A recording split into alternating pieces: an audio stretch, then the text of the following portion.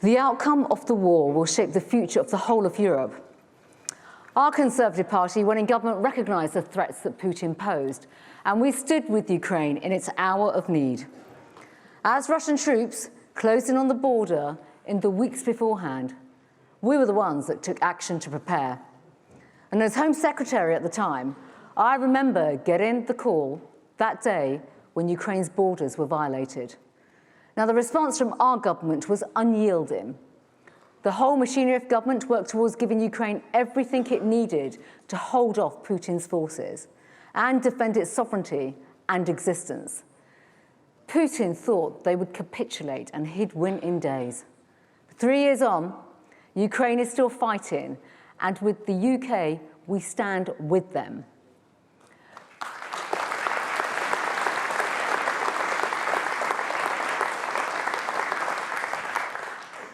The way the Ukrainian people have fought for what is rightfully theirs, in the face of such barbarity and savagery that many of us thought was consigned to a bygone era, will go down in the records of history. We must ensure that Russia's defeat goes down in history too. Because the picture from the front line is beyond the worst nightmares of any of us sitting in this conference hall here today.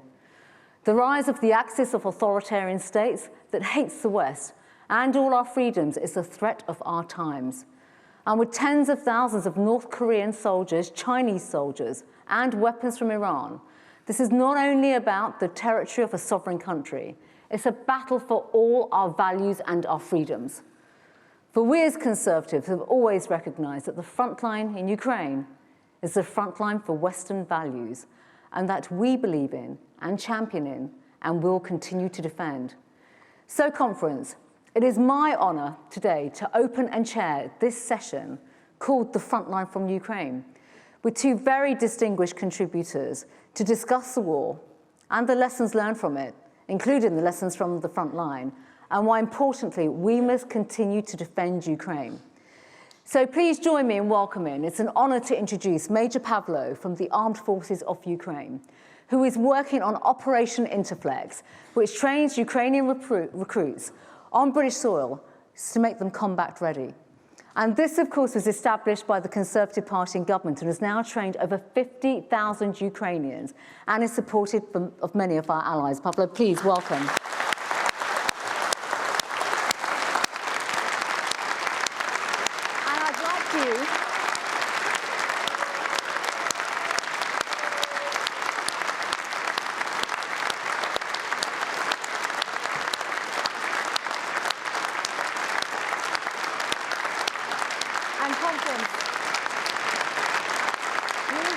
Welcome Jack Lopresti, a good friend of us all, someone who served, obviously, as a dedicated Conservative MP for Filton and Bradley Slope from 2010 to 2024, and he's been on the front line in Ukraine, supporting Ukraine's fight for freedom since the general election as a volunteer. So, Jack, we are blessed to have you here today. It's an absolute honour to be with you today. It really is a privilege. Please welcome Jack as well. Thank you.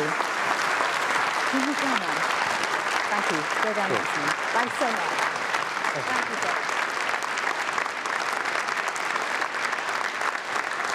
So, let me both begin by welcoming you both. We're all sitting in this comfortable conference hall, and of course we all watched and have watched Ukraine, the battle for the last few years, really from the comfort of our TV studios, home and obviously from new studios as well.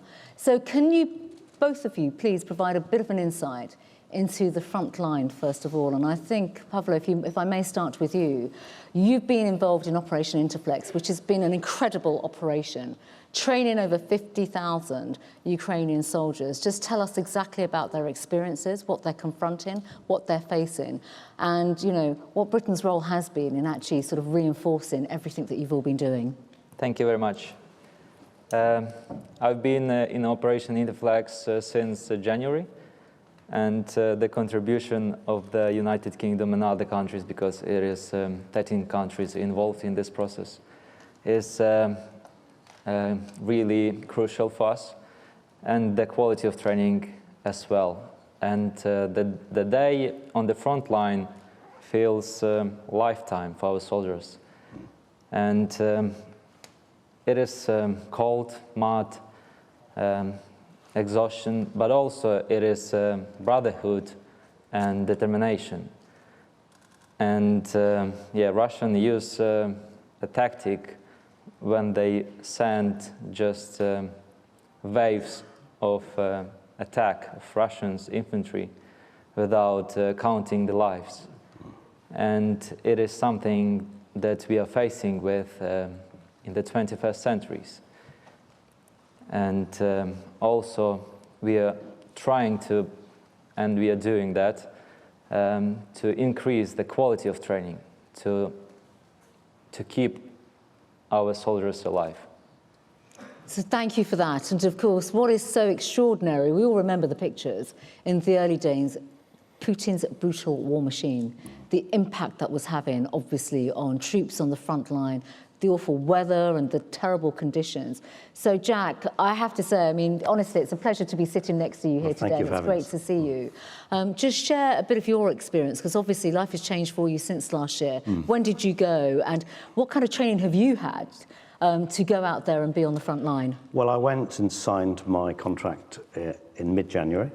I went online and applied in November, so it took a couple of months to do the background checks, all the normal process and administration.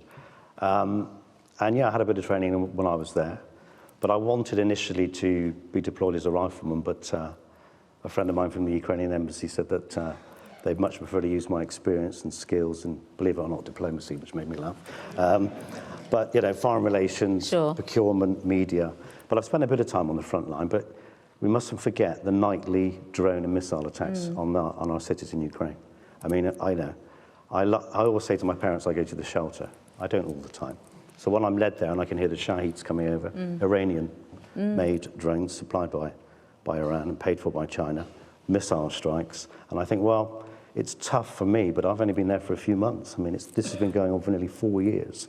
Only the other evening, 5 people were killed in Lviv, civilians. And that's about 30, 40 miles from the Polish border. So it's tough. And just on this, because clearly on the front line, the psychological impact is really quite severe. How do you all cope with this? And Pavlo in particular, with your soldiers, the people that you're with on a daily basis, how do you support one another through a lot of this difficulty? And of course, I have seen many videos of Jack doing news reports and things of that nature. The level of technology that you're all using now is so sophisticated, and clearly this has to help in terms of, you know, being on the front line in the battle that you're all facing. Yes, totally agree with you.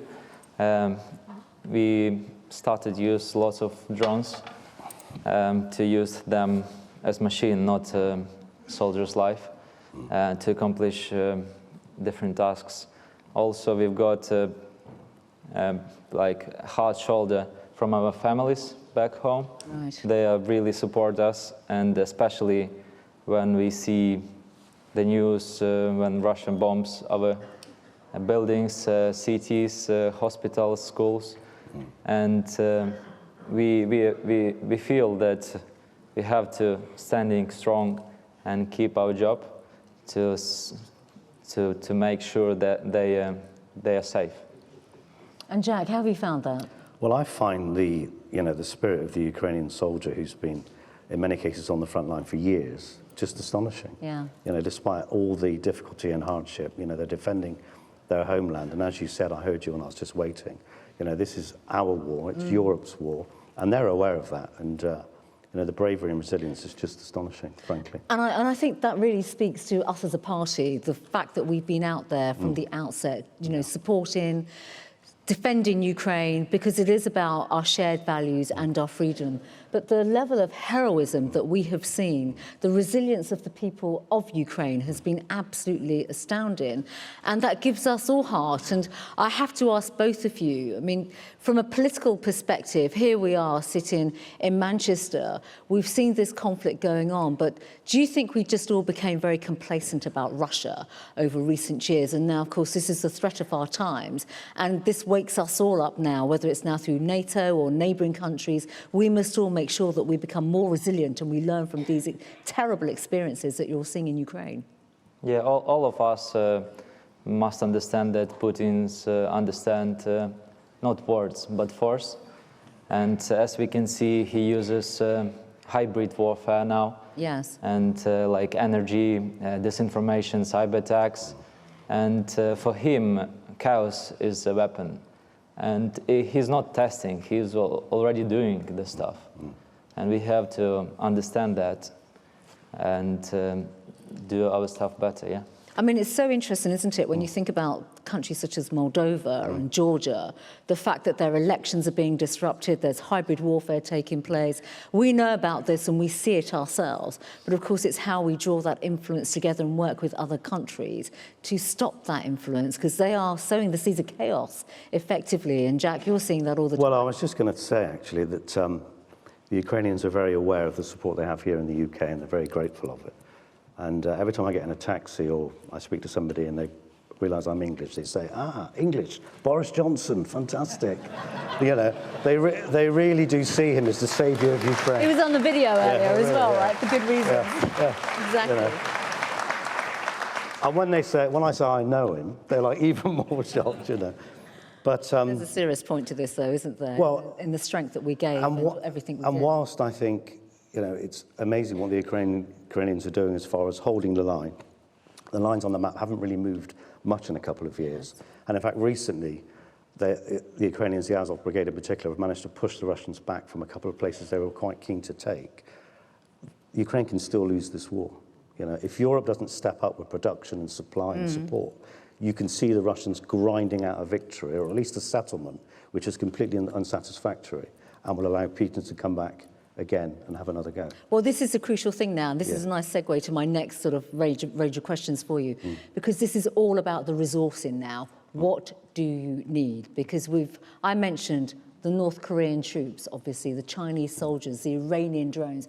We know exactly the type of warfare and that axis of other countries that are now sucked into this for Russia and by Russia. So for the front line, just describe, you know, what you are using now, where you feel you need the support. We hear so much about drone technology, drone production, and clearly, you know, we want to give every support to Ukraine on this, but where do you feel more could be done in this area? Yeah, our needs doesn't change, and we still need air defense to protect our cities, our hospitals. Also, we need long-range missiles to strike in Russia territory, because they feel the pain only on their territory, and it works really well, especially when we're targeting not civilian but military objects. Also, on diplomacy level, it is more pressure and sanctions work as well, and as you mentioned, drones are crucial, and right now we've got like up to 70% casualties from both sides caused by drones. So drones are really critical for us. And Jack, just on this, I mean, we've already heard Pavlo speak about more pressure. That's your territory of diplomacy. And I was in Warsaw last week at the security conference, and it was just extraordinary to hear, obviously, the strength of support, which we completely back and support all of that, but just that real plea, please come and help, you know, put your money where your mouth is and absolutely step up. And of course, I was in Warsaw, where 3 weeks prior to that, you know, the drones had come into Poland, and we'd seen Estonia under threat, we've seen Denmark, other European countries, Russia, or Putin, he's testing NATO right now as well, which absolutely sends a big signal out to all of us that we've now really got to speak with one voice, be united, because he is trying to cause a lot of chaos and confusion amongst us all. Well, he's been telling us for years what he wants to do, which is the restoration of the Russian Empire. Exactly. And we all know this is, in his mind, a first step. But I would say that air defense is absolutely crucial. The missiles are starting to get through. Technology is changing so quickly. If we find a way of knocking stuff out, they'll find a way of it getting through. So we need to protect our civilians and our cities with air defense. And it also has to be said that we need people. And I think the government should be a bit more positive about volunteers. You know, in my view, if you've got military experience and you're a veteran and you want to go and help in Ukraine, you should be encouraged to do so, because we are starting to get really stretched for manpower. So that's something which is quite close And to that's my heart. quite clear, isn't it, on the fact that Russia's actually using North Korean troops, and that speaks exactly. volumes, it really does. Yeah. So sadly, we're going to be heading into the colder weather, obviously, with winter coming and all the rest of it. So Pavlo, just tell us, what are the type of preparations you and your teams, your battalions have to start making? Because clearly, on the front line, we know about the boundaries, the territorial lines, the sovereignty, the territories that you are defending. But of course, as the weather changes, your tradecraft, everything else has to evolve too. Yeah, of course. For example, here in Interflex, we've got equipment for our soldiers, and they could take it with them back. And the first of all, it is like warm clothes, which are like basic stuff for the winter period. But also, it is more about, I would say, not keep them so for long on the front line. Sure. Just probably more often change them, you know, make some kind of rotation for them to feel good and Which is we need better, more yeah. people for that, really, don't we? And Can I just say yes, what's of really course. important with the winter coming is the protection of critical infrastructure, Yeah, like okay. power generation and all the rest of it, because you can see now they're beginning to build up attacks on power stations and electricity and all that stuff to try and make life as difficult as possible. And what about that, just on resilience? Because Well, this is also about the Ukrainian people. It goes as well, back to right? air defence. Yes. It goes back to being able to protect this vital energy assets, really. And can I just ask you, on this front as well, looking ahead now, because there's always a lot of talk and discussions, you may not want to say too much about this, about, you know, ending this conflict, as well as getting all the resources and money into this conflict for Ukraine to become successful and to carry on. Where do you see this? What do you hear about this on the front line? Because obviously in different parts of the world, you hear the diplomats, you hear world leaders speak about Ukraine. Does that feel really a long way off from what you are doing on the front line? I would say our soldiers are not tracking on the priority list what is happening far away from the front line. They just keep fighting, and they relay this kind of job to our diplomacy. Every Ukrainian soldier I speak to doesn't want to concede an inch of ground to Russia. Right, exactly. Right. Right. And they will fight to the bitter end if need be, with everything they have. And that's the most extraordinary thing. I mean, all the Ukrainians I have come across, even in the military, in different forums, everyone is crystal clear. And the most significant thing about all of this, if I may say so, is it comes back to, we thought when the Cold War ended, this is the crucial thing, when the Cold War ended, there would be peace across Europe, more economic prosperity and security. And here we are, almost winding the clock back. And this is why this is such an important conflict. It is devastating for Ukraine and the people of Ukraine, and the heroism that we see is really so remarkable. But fundamentally, it is the shared values that we are all fighting And if Europe doesn't start to produce and supply and support, Ukraine will lose. which we cannot allow to happen. Which we cannot allow to happen. We absolutely cannot allow that to happen. Would you like to make any closing remarks? Because we feel so privileged and blessed to have you both here today. It is a real privilege for our conference to hear from both of you from the front line. You know, this is really almost like the chance to basically, we know that you want more support, resources, etc. But this is, to me, I think, just such a strong case to make. We stand tall together, stand shoulder to shoulder, and we fight for our values. Yeah, just one. In the end of the day, I'm doing that as well. Just think about, did I do as much as I could? Or I could maybe do more? Not only for Ukraine, but also for your country as well. Thank you. Yeah, thank you. Thank you.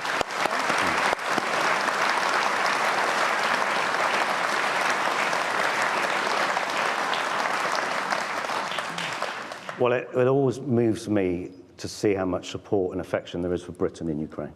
I mean, they appreciate what we've done and what we are doing, and they see us pretty much as their strongest ally and friend. And I will go back and say I'm always moved by the support I get personally from people in the street, people buy me drinks, you know, all the rest of it back in the constituency. And, you know, I will go back and say that the UK is still 100% plus behind Ukraine, and we're going to be with them to the end. No, well, to the victory. Well, absolutely. And I just want to say a tremendous thank you to both of you. It's an absolute honour and privilege to have you both with us today. There is a really fundamental message here, folks, there really is, which is Ukraine is fighting for us all. And we know that we cannot concede at all. And it's not just Ukraine, it's the West, it's our values. And for wherever I go in the world as well, we're constantly taking this message, even across the Atlantic, that we are fighting for shared values, Western values, against, quite frankly, that axis of authoritarianism that hates the West, undermines our values, undermines the rule of law, undermines our institutions, and we cannot allow that to happen. Right. And as a Conservative Party, we are so proud to stand with Ukraine. You saw the video earlier on today, folks. I mean, that said it all. From the outset, the leadership we gave and our country gave to the people of Ukraine was first class, and we are here to stand with you shoulder to shoulder. So thank you so much for joining us. Thank you. It's been an absolute pleasure. It really has. Thank you.